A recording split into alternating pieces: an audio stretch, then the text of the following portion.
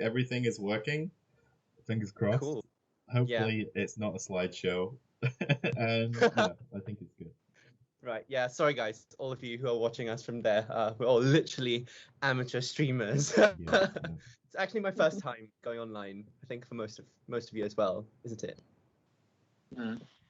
Yeah. Okay. So, welcome to zooming in on the composers. This is really just a chill space of music and chat on a lovely Sunday evening, brought to you by the few of us: Alisa, Anian, Jane, Eluned, Ben, Timon, and myself. How's everyone else feeling today? Over here. Perfect. Perfect. Yeah. Good.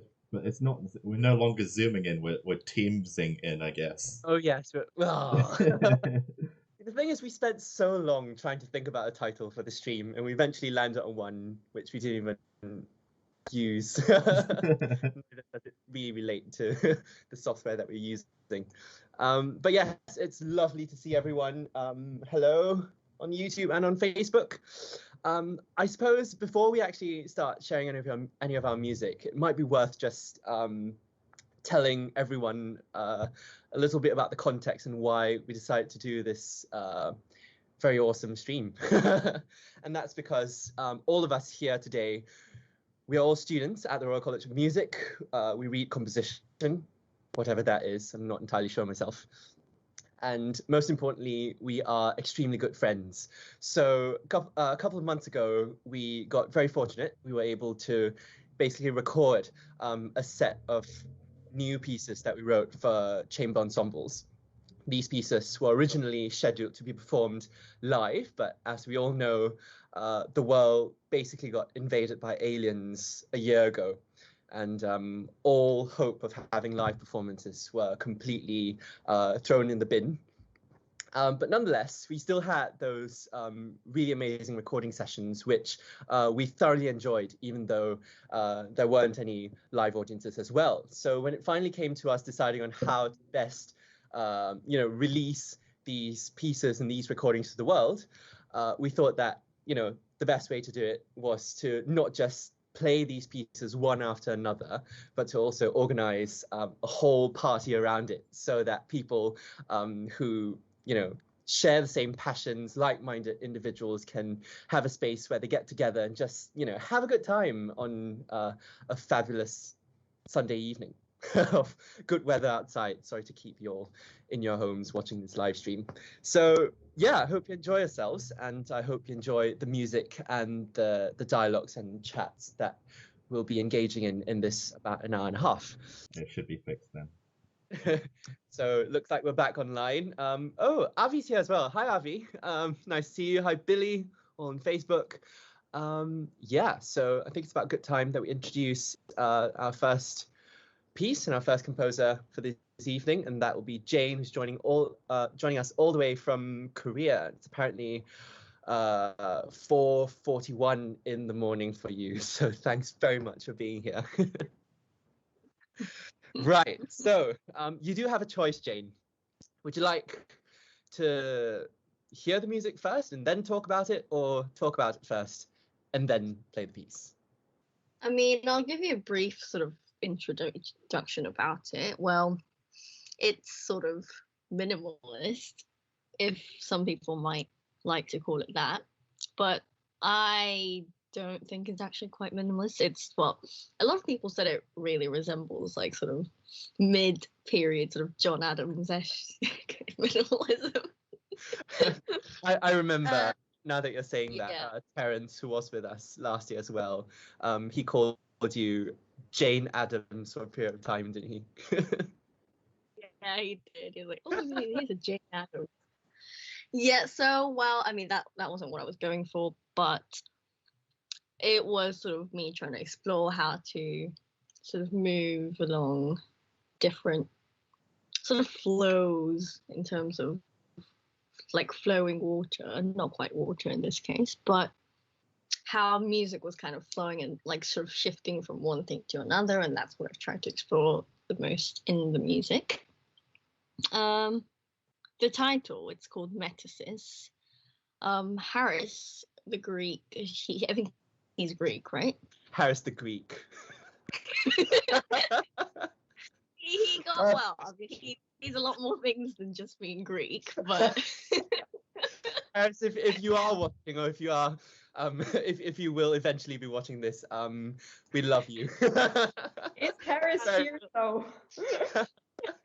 I don't know. Hi, I did Paris. like. We all love you a lot.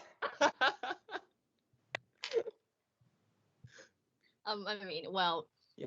he's a wonderful bunch of things other than Greek, but he did pick on the title because it didn't really make sense in terms of how the word was built. But I've basically just taken a part out of the word metamorphosis because I don't know, it was some dumb reason for it being. It doesn't actually morph, but now that I think about it, it might actually do morph. But that's up to your sort of judgment when you hear the recording. I think might be a good time to move on to the music. Yeah. We all love a bit of an open ending and thrill as we listen to a piece. Could you just let us know briefly what the instrumentation of your music is? It is for violin, viola, cello. Was there a flute? No, I don't think so. Oh God, this is bad. Me not knowing the instrumentation of my own piece. To be fair, it has been a while, so it's fine. It's like since we've written. Well, we can make people guess in the comments what's the instrumentation. Oh yes. Kind of interact with the audience. That'll be fun. We will treat you to a cup of bubble tea if you manage to guess this correctly. I've already given them like 3. But I mean, it's not too bad, especially if people have experience in playing in RCM New Ensemble, then surely you'd be able to get it. Yeah, definitely. Okay, so I think it's about time that we start listening to some music. So here's Jane's Metasis. Metasis, is that how you pronounce it? I think it is. Conducted by the brilliant Niccolo Foron.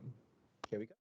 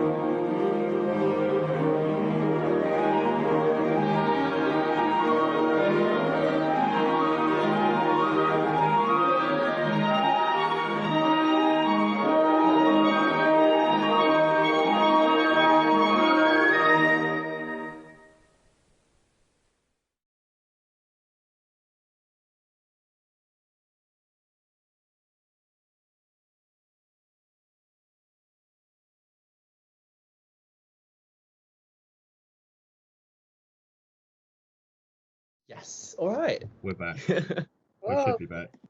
Very I will turn on nice. the videos. Well done, Jane. Great. Round of applause. Thank you. Excited for Yeah, so for those of you who are watching out there, sorry for the interruptions. Hopefully things will get better over time.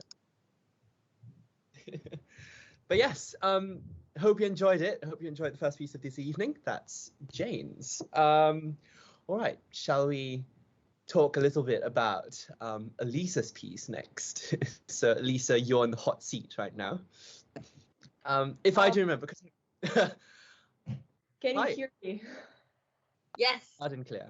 Okay, is it all good? Can you see me? Yep. Okay, cool. We're good. Very good. Well, shall I just talk then? Yeah, absolutely. I mean, I think we've all heard the piece on a couple of occasions, and as far as I remember, your piece embodies a completely different character from Jane's piece. So, if you'd like to talk a little bit about how you Yeah, approach sure. that'd be amazing. Well, all of our pieces kind of embody completely different characters.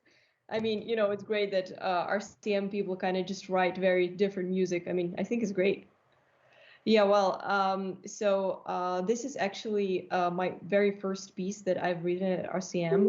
So when I was a first year, and well, all of us were first years last year, and it definitely involves some very uneducated, awkward instrumental writing. So just FYI, the instrumentation of it is, I think it's 8 instruments. It's the violin, viola, cello, the 4 woodwinds, and a horn. So yeah, it's 8 instruments, and the title of it is Verses, which it suggests some sort of like resistance between certain opposites.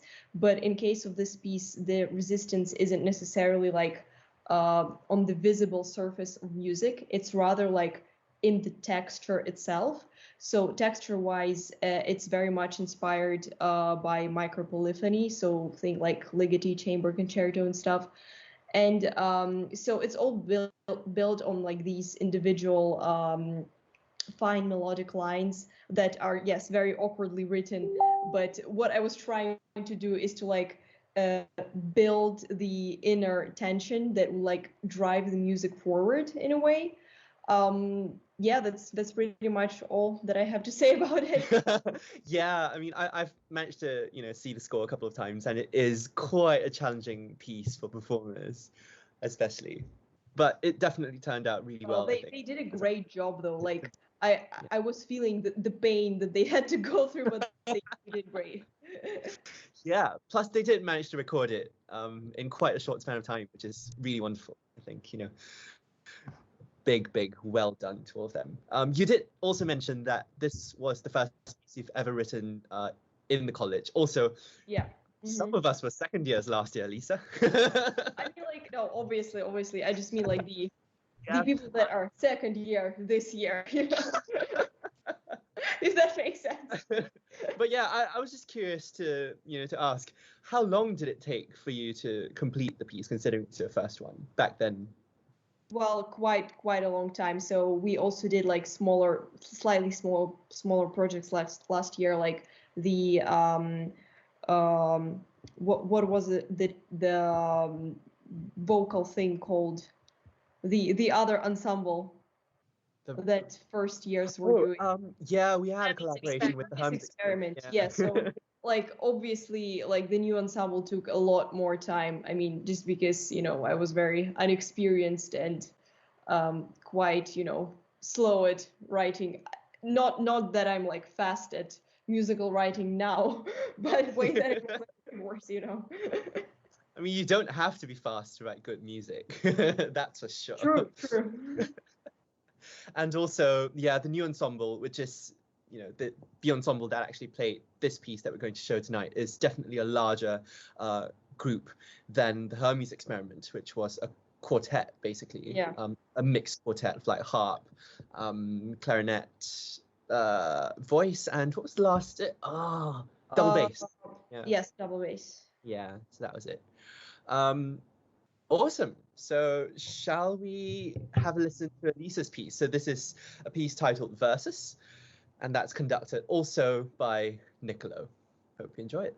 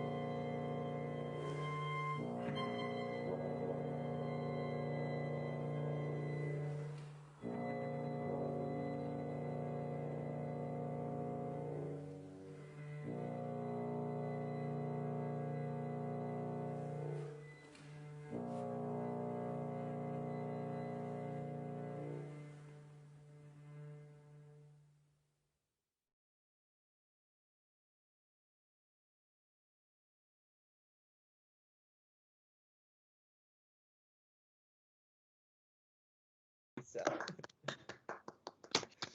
Is this Thank you, is this your everyone. first live applause in a whole year? I'm very grateful.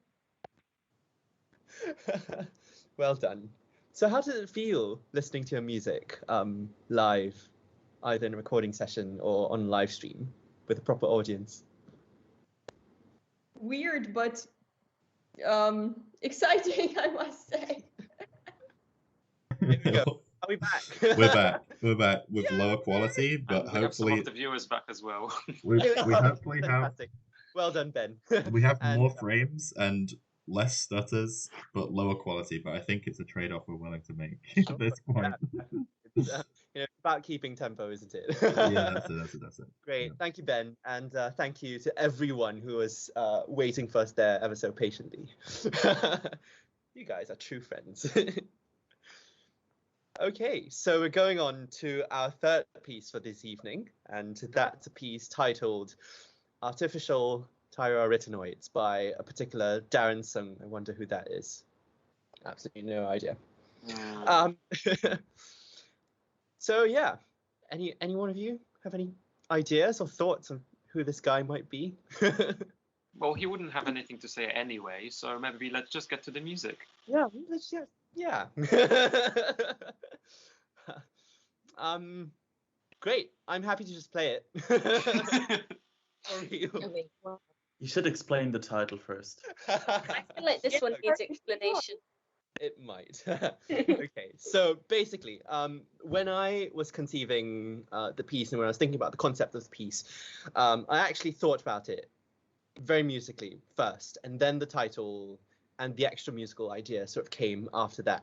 So what I was trying to explore with was a sort of coloristic / technical idea in which involves players vocalizing into their instrument. So they literally sing through the tubes, and to have their voice be distorted by either key clicks or just tampering with the fingerings and with the length of the tube, and that sort of results in a rather bubbly, quite a charming quality, I have to say.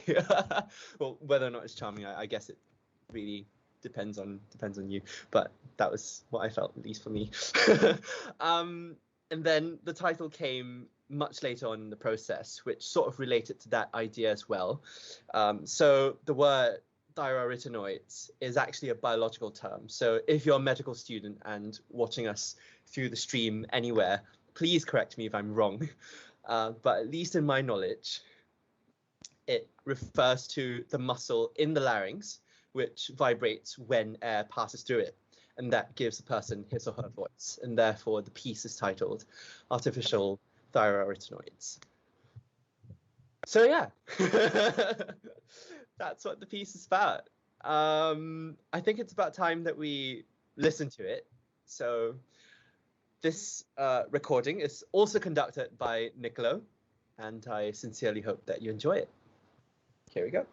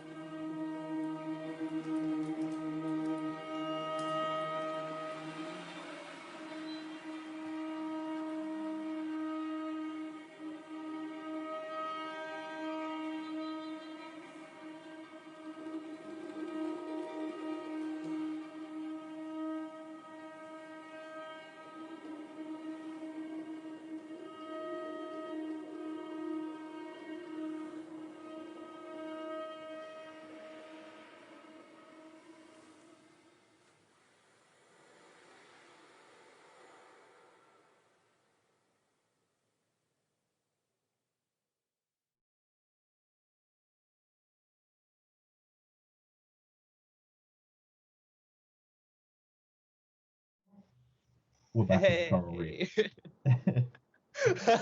We're in the coral reef view. Just for everyone's, yeah, I'll just say quickly that I think the streaming issues are ironed out. We've conquered them with a combination of magic and wizardry. So what I'll do is at the end of the stream, I'll replay Jieun and Alisa's pieces, like as playing us out, and then you'll be able to actually hear them properly, which would be nice. And also for the stuttery audio, I'm recording the whole stream as a VOD, so I'll upload that to the Facebook group page. So if you want to catch the audio, you should be able to skip it back, and it won't have any stutters or problems. So hopefully we're okay now. We're on a roll. It should be available on YouTube as well for replay. So yes, well done, Ben. Does that mean our conversations between us well are recorded? No, because it's not amazing. Scene. Yeah. Just to know that going out as we're on together while I'm streaming. Yeah, I can see the coral reef now. So can I. Yeah. I think, yeah, if I do change it, it will change the background for everyone. Yep. Now we're in a jungle. And now we're in space, I think. Well, this one's good. So, Composers Roundtable. I like it. Keep this. Oh, yes, Composers Roundtable. We look fancy. on the Hollywood Reporter. Well, Awesome. sort of. So Not who's everyone next? is on it though. I don't see Eluned on it. Yeah, I don't see me. Yeah. I don't think Oh, that. I it's don't think limited on the- they have This limited is so amounts of sick. spaces. Okay, let's go on Minecraft. I'm Let's still dumb. Choose the one when we are kind of further apart from each other, because then there's more space for everyone. Okay. There we go. Yes, Yes. this one's There good. we go. Can we like pat? I'm trying to pat Anian on his head, but I cannot. Speaking of Anian, Anian yeah, is speaking next. of Anyan's piece, yes, that's right. He's going next with a piece titled Changes. And believe it or not, it was actually Anyan's birthday yesterday. So, happy birthday, Anian! Are we gonna Thank you. sing? Shall we actually sing a birthday No, song? no, please. No, we're not going to sing. Let's do it. We've got to take this chance to embarrass him. Is there any chance? The only chance, yeah. You didn't come with a unicorn onesie, as you promised, so... All right, shall we begin? Am I playing Anian, or is Anian saying something first? I think we're singing a birthday song. No, we're not. All right, we'll save that for later. Yes, so Anian has written a piece titled Changes.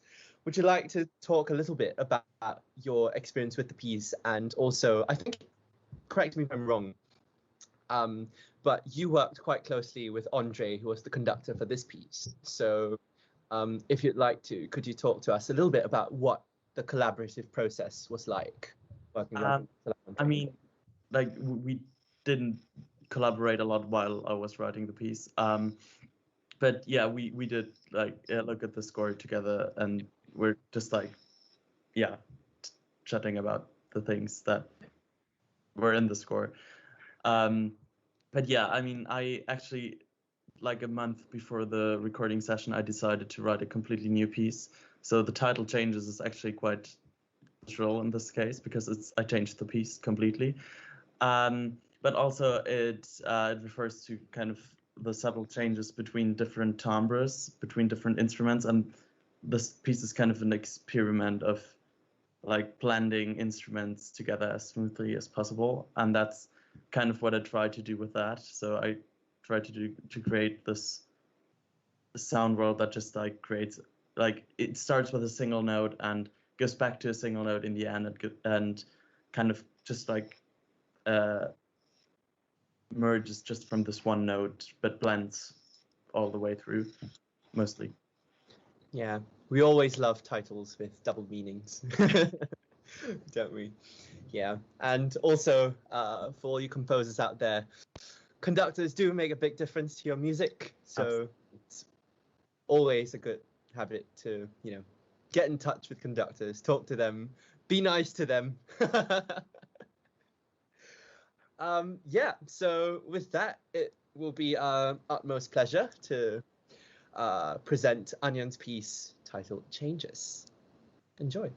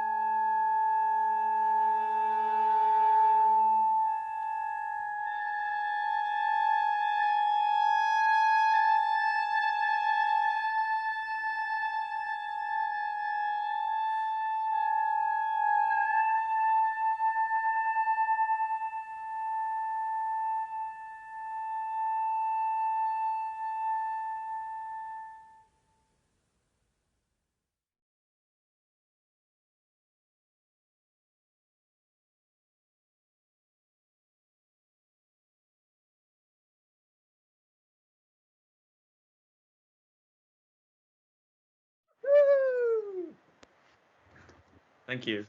Well done, Anya. Fantastic. Thanks to all the players. Great. So the next piece for this evening will be a piece written by Jack Marks, who unfortunately can't be with us today, although he has sent us a note telling us just a little bit about his music, and that's in Timon's hands right now. So, Timon, if you'd like Oh to no. kick us off. Okay. It's a tribute to French music with impressionists features and resembles Debussy, Ravel, sound worlds. The title is French for between two, and is reflected in the piece by exploring the relationship between the strings and woodwind, with shared blending melodies drifting between the two sections. In each composition I usually explore a small number of specific things, and in this one, it's the melody, harmony, and ensemble colors. Yeah. Very nice. There is actually, for those of you who are watching up there, a very interesting part of the of that little message that Jack has sent us that Timon didn't read, which was a line that goes, "Horn used to blend." We obviously have no idea what that means, but if you'd like to complete the sentence in chat, that would be quite interesting. So, complete Jack's sentence. Horn used to blend, ... Best caption wins a bubble tea. All right, so without further ado, this is Jack's piece conducted by a different conductor this time. So actually, sorry if I have forgotten or you know, if the introduction to the conductors were cut out halfway early on in the stream. We do have 3 conductors who are conducting all of our pieces, and their names are Nicola Foron, Andre, and JP Jennings. So this piece by Jack is conducted by JP. Yeah, hope you enjoy it.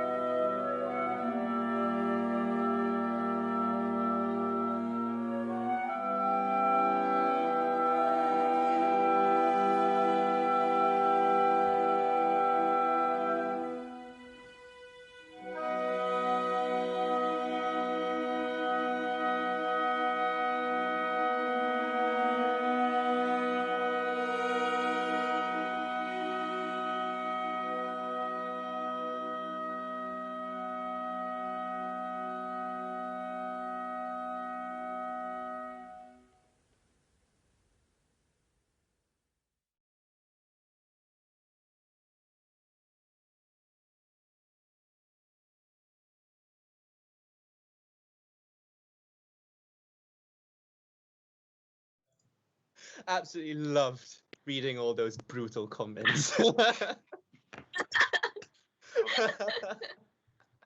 Shall we just read them through since we're online? So we start off with, so basically, for those of you who've just tuned in or who missed it, basically Jack sent us a message with a brief sort of synopsis of the piece, and he's left one line half written, and that line goes, "Horn used to blend ... just nothing else." And so we got everyone to sort of complete the sentences. Let's have a look. We've got Timon, horn used to blend smoothies. Terrence, brass blend. Elisa, pour into horn and whisk with fork. Very nice. That was just Love to try that. the comment.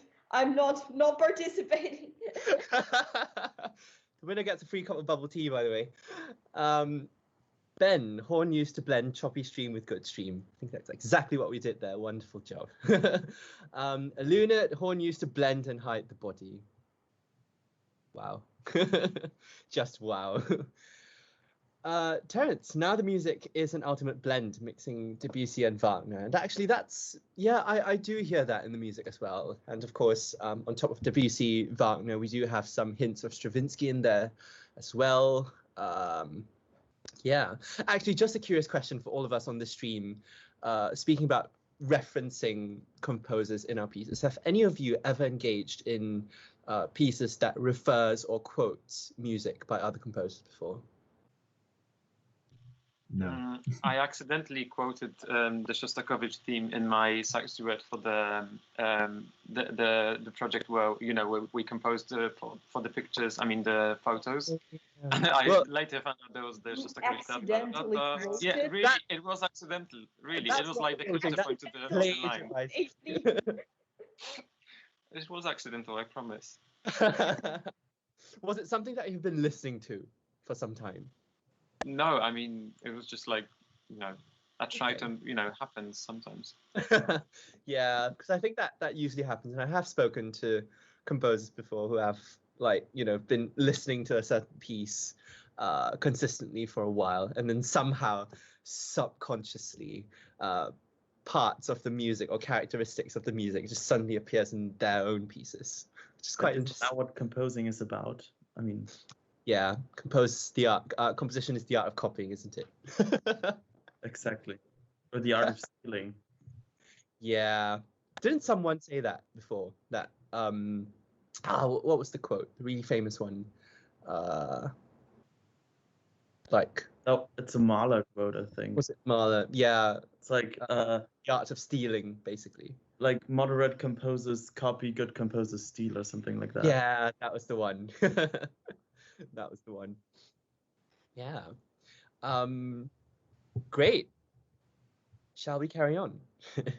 So we're on to our sixth piece of this evening, and this will be the second last piece, actually.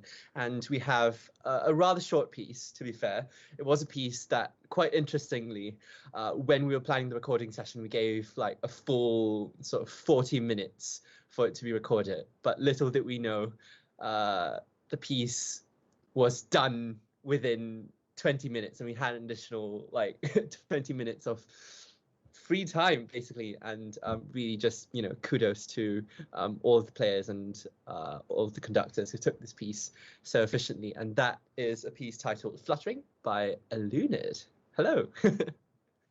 Hello. So you're in the seat right now. Well, yeah, this was also my first piece, of course, that was written at RCM, because obviously me and Alisa are the same year. But so it was kind of like it's just sort of experimenting with the sort of colors, and it's called Fluttering because of all of the sort of tremolos and things like that and trills that are used in it, and it's trying to reflect sort of like how the wind makes everything just go like like a leaf or something. That was the idea.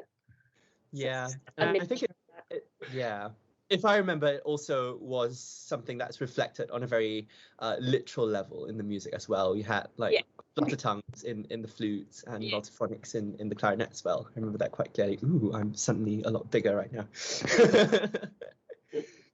Yeah, fantastic. I think just sort of going back to what we were talking about just now, Lara and Terence have actually filled us in with the more accurate version of the quotes. So it goes, good artists borrow, great artists steal, and that's from Stravinsky. We were quite close with the Mahler guess, to be fair.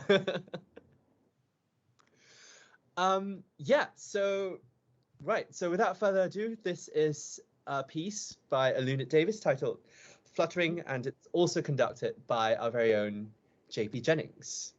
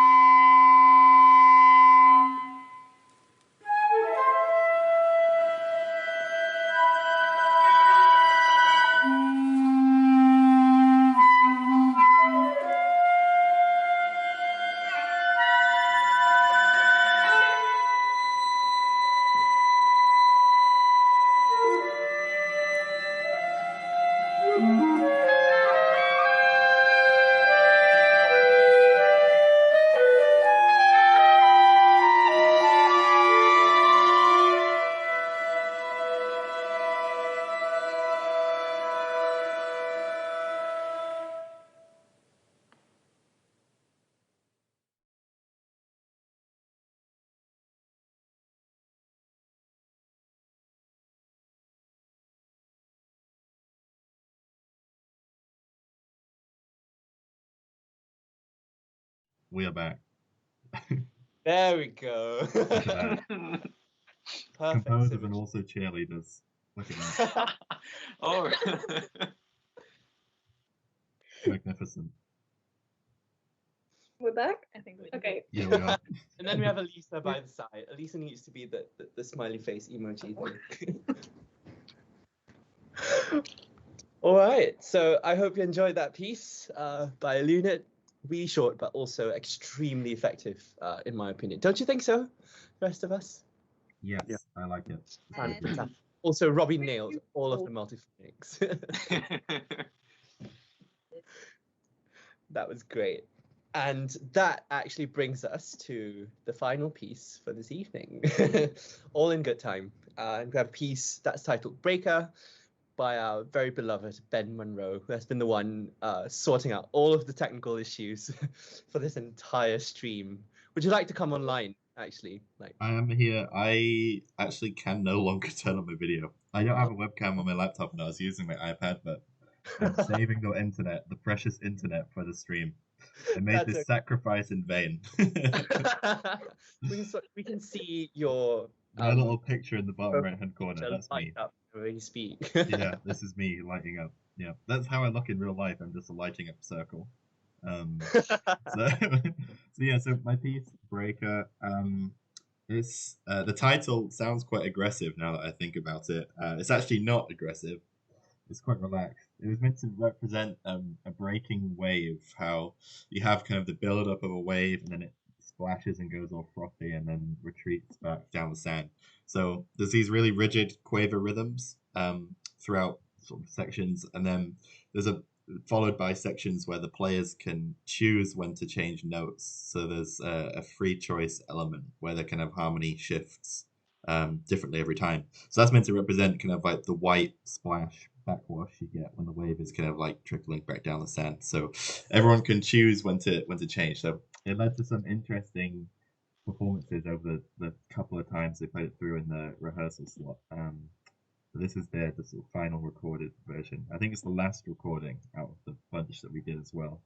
And I really like the ending and the way it turned out in this one. So yeah. But it certainly won't be the last performance of this piece, that's for sure. Well, hope that's the hope. Yeah, there we go. And then once again, after my piece is finished, I will run Jane's and then Elisa's pieces as well, just in case people. Well, you may have enjoyed it with the stutters, who knows? But I'll rerun a proper version that is not chopped into pieces. Metric modulation. Yeah, They're not it's all stuttered. intentional. Yeah. Yeah. I'd actually just like to extend this conversation a little bit more because Ben, you have sort of explored and experimented with a variety of notation for the same piece through the year. Could you just tell us a bit more about these different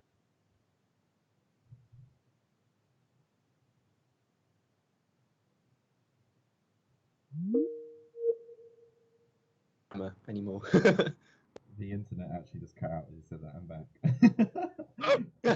You said repeat that because I think it didn't get picked up on the stream. Great. Sorry. Yeah. So my massive grammatical problem was cut out. Fantastic. So yeah, I was just about to say that I'd like to extend this conversation because you did explore with a variety of notations for this same piece through the year. Like it's basically the same piece of music, but written and presented on score in a different way. So could you just tell us a little bit more about what your experience with these different notations was like, and what do you think each of them sort of brings to the table? Sure. So, I mean, notation is a big problem for me because a lot of my pieces have free choice elements, and the difficulty is how that looks in my head and how I understand and interpret something and can sort of make free choice decisions based on it is different to how somebody else looks at it. So it's kind of some reverse psychology. So it's about coming up with like the best notation you can in order to kind of psychologically suggest certain kind of best solutions to other people. So in the way that I laid out the chords and had kind of boxed notation with solid lines that represent kind of duration, like the players could all see each other's parts. So there's some element of kind of psychological suggestion there when they're keeping track of other people as opposed to if they're just in isolation and are unaware of what other people are playing. So it's really interesting. I mean, originally it started off as a bunch of kind of dotted and dashed lines for the quaver rhythms, and then it was like solid lines for the extended phrases where the notes can change. Then I converted it into kind of a hybrid notation where it's conventionally scored in the quaver sections, and then it's with the box notation in the extended part. So it's really just about finding, I guess, a happy medium about how other people can interpret your things. Because the big thing that I've realized by doing more and more pieces with kind of choice is that how you interpret something is very different than how somebody else may interpret the same thing. And it's about finding a kind of common language where you can both realize the same end goal from whatever you start off with. Yeah, I do remember the very first version that you have of that piece, which involved the dotted lines and all the lines across the score, which was really cool. Yeah, I think you've also spent some time experimenting with color as well, didn't you? Yeah, in this piece, there's a few different colors that I used. Again, I wanted to kind of use the colors to represent the kind of mood of the changing chords when they had the free choice shifts. So originally it was like cold colors were quite like harsh, dissonant, short changes of notes. And warmer colors were meant to be like letting things last longer and kind of evolve more naturally and like a more warm, rounded sound. I ended up making that redundant in the final score of this, and I just stuck with the lines and the conventional notation, kind of like hybrid approach. But who knows? Maybe I'll use that again later on in some kind of horrible compositional trial for some players. Won't be horrible, that's for sure. Not for me, but for them that to will play. be in hand. But yeah, thanks so much for giving us a really deep dive into your music and your notation as well. I think it's something very interesting that as viewers, we don't really get to see in a performance. So that's always something nice to talk about when you have a composer who is alive and who's with us chatting. So yes, we're going to move on to listening to Ben's piece, Breaker, conducted by, again, our very own Niccolo Foron. But before we do so, I think this is probably the last time that we'll be chatting online. So before we end this, before we end the chat and the stream, I'd just like to extend a really huge word of gratitude to all of our. Are we not all alive, Darren? Eluned. We are very much alive. I like to believe. Yeah, so I'd just like to extend a huge word of gratitude to all of our conductors, Niccolo, Andre, and JP, as well as all of our players, especially who have spent time with our pieces over, the few days that we've recorded it. These players, I do actually have a list. Let me see if I can remember them off the top of my head. So we've got on the flute. Quickly, Lara. let's do the heart for them. The what? Oh yes, let's do the heart Oh for them. yeah, wonderful. Right, so this is for all of our players and conductors. Great. Which way? So, Lisa, you can, yeah. So there's an additional a virtual one on top of Timon. Right, so we've got Lara on the flute, Sasha on the oboe, Robbie on the clarinet, Sarah on the bassoon, Hoyen on the bassoon as well on the second day. Who else we've got? Emma on the horn, Beck on the saxophone, Lydia on the saxophone, Natasha first violin, Toby, viola, Anna on the cello, and Theo on the cello as well. I remembered all of them. So this is for you. Wow. Thank you all very, very much. And thank you for to all those who have been watching us on Facebook and on YouTube. Thanks for sticking with us. Apologies again for the technical issues at the start of the stream. I hope you enjoy the last three pieces that we'll be playing for you.